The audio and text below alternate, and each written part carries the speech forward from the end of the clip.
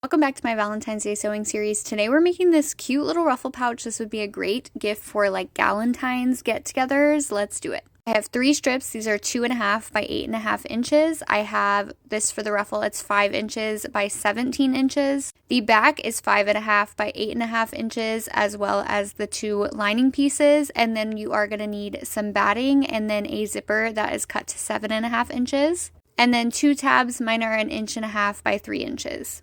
Quickly make a zipper tab, fold it in half, wrong sides together, open it and fold it in again to meet the center, and then again in half to have this.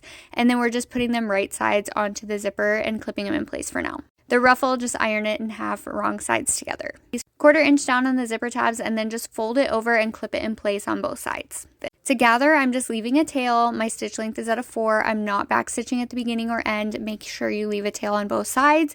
And we're doing 2 rows of gather stitches. Holding the top 2, we're going to pull and create a 9-inch ruffle. I'm going to put my bottom strip down on top of my batting and then my middle strip on top of that right sides together. We're doing a 1/2 inch seam allowance, and then I'm just going to pin the ruffle on top of that and then do the top strip on top of that, and again a 1/2 inch seam allowance. After I did that, I did open them back up and do a top stitch over everything to just kind of keep it all in place, and then we are going to trim everything down. I did have to use my seam ripper to just get rid of some of the gather stitches, so if you need to do that, go ahead and then trim down all of your batting. For my back piece, I'm not going to quilt it. I'm just kind of basting it in place onto the batting so it doesn't move, and then we can assemble.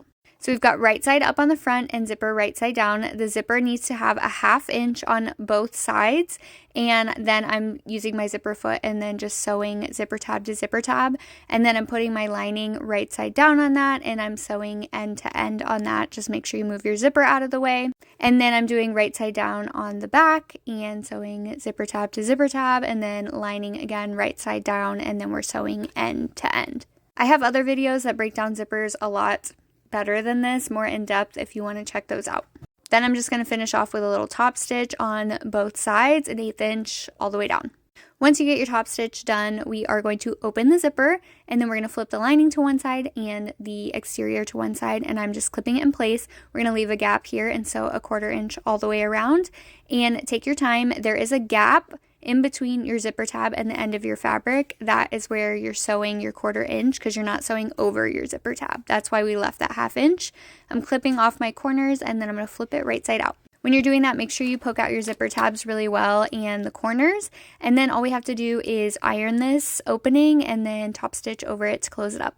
This little pouch is all done. I love it so much. I think it's so cute, super easy. Let me know if you try it.